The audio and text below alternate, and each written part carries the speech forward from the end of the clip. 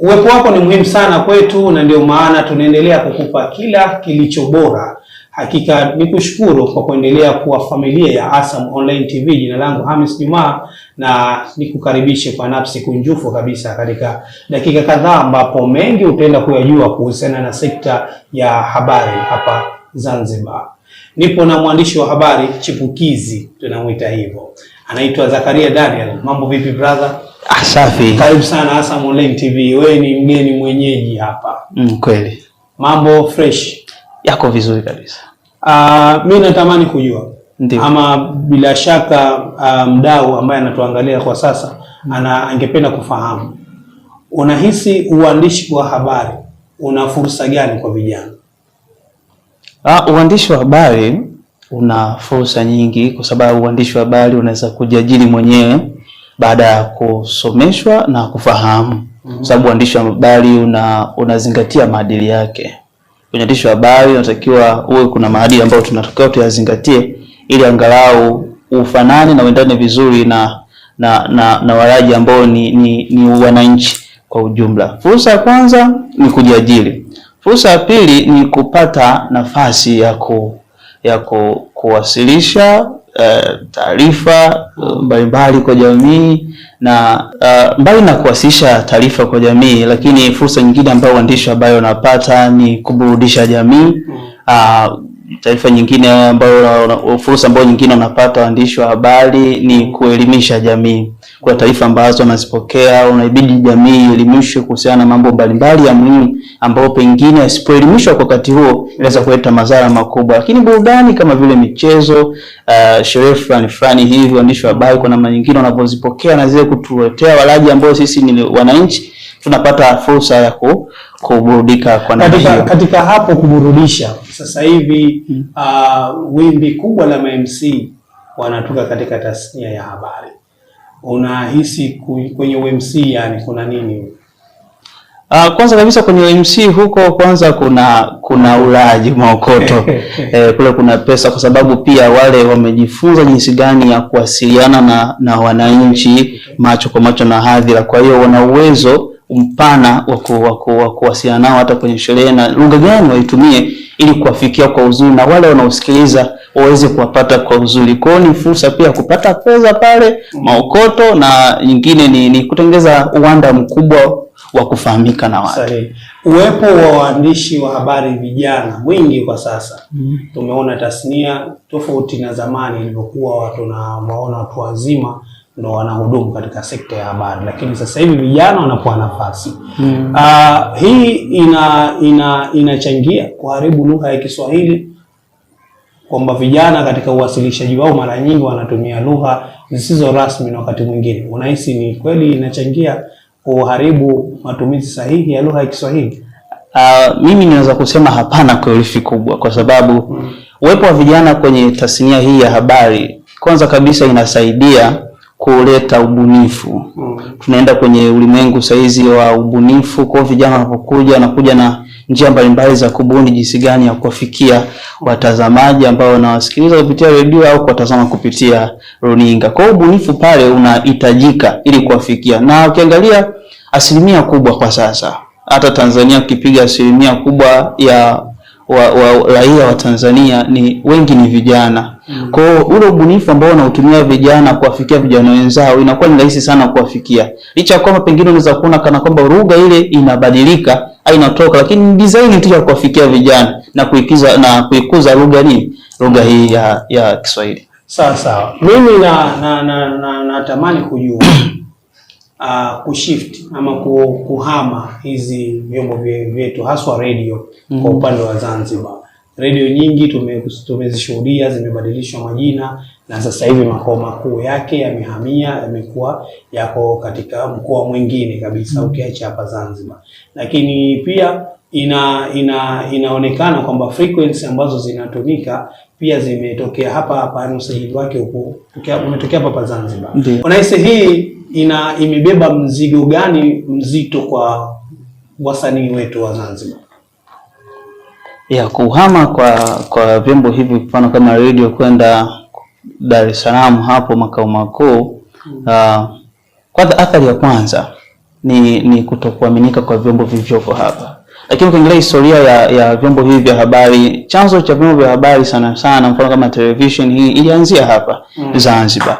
Na hii inaonekana kwamba Zanzibar haina uwezo wa kukiendeleza au kuvisimamia vizuri hivi vyombo vya radio. Hiyo ni changamoto ambayo inawafanya sasa hata waandishi wa habari wenyewe kutokuwa sawa, kutokuvielewa vyombo vyao hivi na pengine kutokuviamini na kupelekea changamoto nyingine hata serikali kutokukosa mapato, kwa sababu vyombo hivi pia vinapeleka mapato kwenye serikali. Kwa kwenu waandishi wa habari, ndio na mimi nikiwemo, imekuja na athari gani yani ya moja kwa moja kwa waandishi wa habari, lakini pia kwa wasanii wa hapa Zanzibar?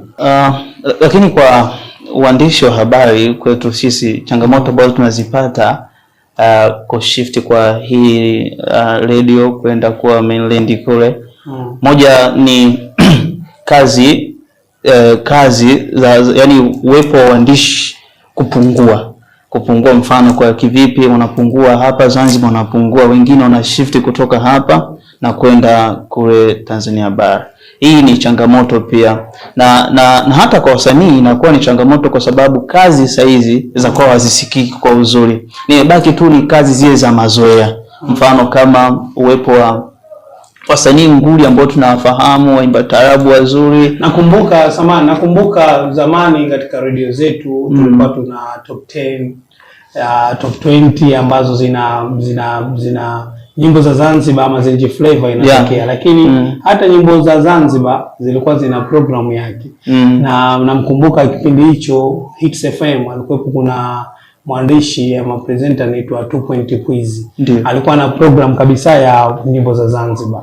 Lakini kama wanavyozungumza sasa hivi hiyo kitu imekuwa ni ndoto tena, maana yake ni ndoto kwa wasanii, kwa sababu ili tuone kazi ya msanii lazima vyombo vya habari viwepo ili kuikuza ile kazi ya msanii. Kama vyombo vya habari havipo vya maeneo husika ambapo msanii anatokea, inabidi tena hame aende sehemu nyingine kule, pengine asionekane au uaminifu kumwamini kwamba huyu ni kweli, au kumtia shavu au kumikaji asimame na yeye atrend kama kazi zake, inakuwa ni changamoto kwa sababu hiyo. Lakini kama tungekuwepo hapa Zanzibar ingekuwa ni rahisi sana. Unapiga kazi studio, unaipeleka kazi yako kama na kazi yangu 1 2 3 inafanyiwa hivyo, inapandishwa. Tunaiona kweli kuna msanii Zanzibar, hata sisi tunajivunia kwamba kuna wasanii wako hapa. Kuhama hivi imekuwa ni athari sana kwa wasanii pia.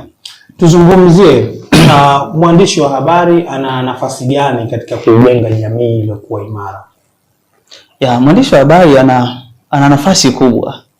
Kwanza ukisema mwandishi wa habari ni kama umezungumza swala ya jeshi. Jeshi linalinda mipaka ya nchi, polisi wanalinda mali na usalama wa raia, lakini waandishi wa habari wanaibua na kukosoa yale mambo ambayo yanaenda kinyume na jamii. Kwa kazi kubwa ya waandishi wa habari ni kufichua, kukosoa, kuelimisha na kumrudisha kwa ujumla ya jamii ili ifahamu nini kimetokea, nini hakitakiwi, nini kinatakiwa na nini ambacho ni kipaumbele chetu kama raia na kipaumbele kama taifa kwa ujumla. Okay. Unahisi uhuru upo wa kukosoa hasa mamlaka zenye nguvu ama mamlaka za kiserikali? Kukosoa kuko kwa uhuru haupo kivile, kwa sababu ya sheria ambazo zimewekwa zinatubana. Kwa hiyo inakuwa ni ngumu kukosoa direct.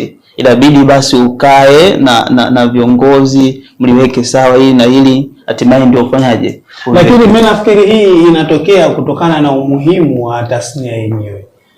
Kwa sababu kama ulivyosema uandishi wa habari una jukumu kubwa sana la kujenga. Na inaweza ikitumika vibaya ikabomoa kabisa yani jamii ama maadili kabisa ya sehemu husika.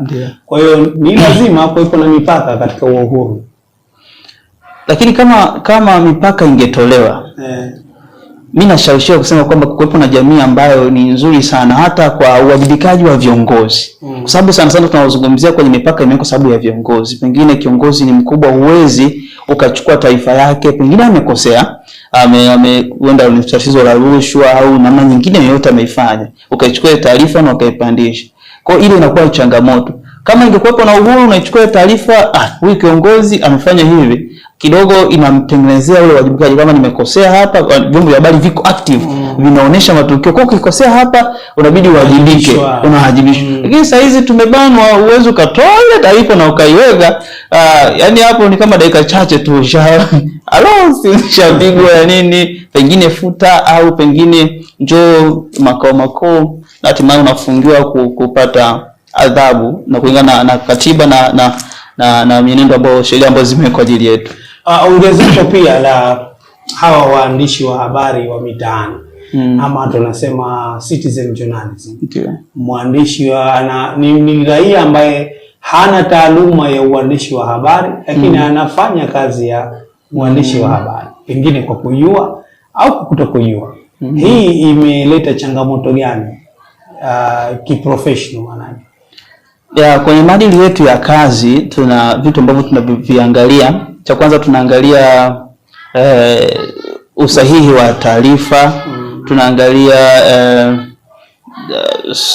ile taarifa imetoka lini, saa ngapi, na nani chanzo chako cha kwenye taarifa, na vitu vingi kama hivyo tunaviangalia. Sasa uwepo wa hawa ambao ni citizen journalism ambao wanaingilia professional zetu, tuseme kwa namna hiyo, wanaingilia, inakuwa ni changamoto, kwa sababu wanapotoa taarifa, pengine taarifa zile zinakuwa ni fake, ambao sasa mtu akiipata, na saizi bahati mbaya zaidi mitandao ya kijamii imekuwa mikubwa, kuna TikTok huko, kuna hiyo Facebook, Instagram, watu wanapata taarifa mbalimbali. Mtu anakaa tu anasema leo nifanye nini, anachukua, sababu ana uwezo wa kuedit na kufanya nini, anachukua tu anapiga picha, anaedit, bwana mtu fulani kafa, mtu fulani kafa, mtu huyo yuko hai, kumbe. Inakuwa ni changamoto hiyo. Sasa ili kupata taarifa nzuri kama raia, inabidi sasa nisikilizie vyombo vya habari ambavyo vinavyojulikana vinasemaje kuhusiana na hiyo taarifa. Nakuta huko ametrend, hiyo taarifa imetrend na inasambaa, na kupelekea hata yule mwenye amesakizwa ile habari ya kifo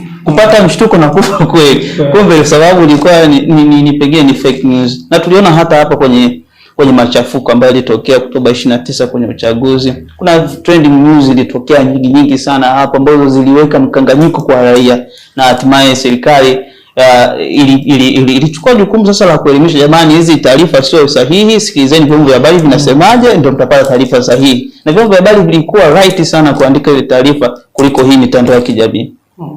Wakati mwingine waandishi wa habari tunaingia katika mtego wa kukashifu watu ama taasisi, lakini pia tunaingia katika issue ya uchochezi. Unahisi ni kwa nini tunajikuta tunatumbukia katika mtego huo? Jibu ni rahisi sana hapo, kulingana na profession ambayo kama mwandishi wa habari amesomea vizuri. Kwanza kabisa, paka akaingia kwenye tukio kama hilo, kuna miamko huwa inakuwepo. Kuna watu wanakuwa nyuma yake, au kuna taarifa ambazo zinakuwa big trend. Kwa hiyo chombo changu kitrend na kipate watazamaji wengi, inabidi niingie kwenye hiyo sasa kumkashifu kiongozi, kumkashifu mtu fulani au taasisi au nini, ili basi watu waamini kile ambacho nakisema. Lakini kiwalisia kuna maadili ambayo yapo, na kuna ili wewe chombo chako au mwandishi uwe na mwandishi mzuri professional, kuna element ambazo unatakiwa uzifuate ili taarifa yako iwe imeverify, iko vizuri kabisa, kuliko kujiingiza kwenye uchochezi huu wa masuala haya na nyingine. Sometimes unakuwa ni pressure, kunakuwa na pressure nyuma, pressure mfano kama politician, masuala ya kisiasa haya, masuala ya mtu binafsi, unapokea pesa, fanya hivi, na hii inapelekea mwenyewe kufungiwa leseni yako, chombo chenyewe kufungiwa pia, au kupata kulipa faini ili mambo ya kesa. Kuna jikuta kwamba unaingiza gharama kubwa chombo chako kulipia yale makosa ambayo ukufuata tu ile misingi ya uandishi wa habari. Sawa. Labda Zakaria, tumalizie sasa. Tuseme tupo ukingoni mwa kipindi chetu hiki. Na tamani kujua, unahisi jamii inatakiwa kufanya nini ili kuweza kutambua habari sahihi na zisizo sahihi? Jamii inachotakiwa, jambo la kwanza ni kuangalia chombo gani ambacho kinatoa hiyo taarifa. Vyombo ambavyo vinatoa taarifa vimesajiliwa au ni miamko tu ya mtu amepata taarifa ambayo tunapata au wanapiga picha sehemu fulani ya tukio na posti kwamba serikali inafanya hivi ili kuchochea watu. Yani unaposodia umetoka umeingia kwenye mtandao unakuta TV inaitwa Pazia Online TV, hujui imetokea wapi, alafu inachapisha taarifa. Okay. Kwa hiyo kuna vile channel ambazo ziko verified, maana vyanzo vya uhakika, ikiwemo Asam Online TV. Asam ya vitu kama hivyo ambavyo vimeruhusiwa na tume husika. Na jambo la pili pia kuwapata wale waandishi ambao wana leseni ambao wameruhusiwa na habari idara ya habari idara ya habari maelezo, ambao kabisa wana leseni zao, wamekuwa wamefanyiwa tathmini, wanaonekana kwenye mchujo wako vizuri, wanaweza kutoa taarifa ambazo ziko sawa. Na umewataja watu muhimu sana. Tusipowapongeza hawa watu kwa kweli hatutawatendea haki katika programu hii. Ukweli ulio wazi ni kwamba Tume ya Utangazaji Zanzibar kwa sasa inafanya kazi iliyotukuka. Inafanya kazi iliyokuwa kubwa sana. Napenda sana namna wanavyotutreat vyombo vya habari, kuanzia mafunzo ambayo wanatoa mara kwa mara, lakini pia Tume ya Utangazaji Zanzibar imekuwa si yule mzazi ambaye anapiga na kuumiza. Hapana, yeye ni mzazi ambaye anatumia busara. Mara nyingi panapotokea matatizo, panapotokea makosa, basi hutuweka kitako na kutuelekeza, lakini uzuri wanafikika. Maana yake muda wote milango yao iko wazi, ushauri, na ni watu ambao wanatutreat kama watoto wao kabisa wa kuwazaa. Lakini hata idara ya habari maelezo wanaongozwa na ndugu Salum Ramadhan, of course nayo pia wanafanya kazi kubwa sana ya kutuunganisha waandishi. Sasa hivi imekuwa tofauti, hakuna vile unaalikwa kazi na mtu ambaye hujui, unapigwa simu, lakini sasa hivi official idara ya habari maelezo wanafanya hiyo kazi, na taarifa zinatofika kwa wakati na bila ya upendeleo, kwamba chombo fulani ndo wakubwa sana ndo unawakuta huko. Sasa hivi yani unakutana na media unashangaa, ndio kwanza unaiona, na kwenye kazi kubwa tu tunakutana nao na tunabadilishana uzoefu. Kwa ni kitu kizuri, wanatuweka pamoja.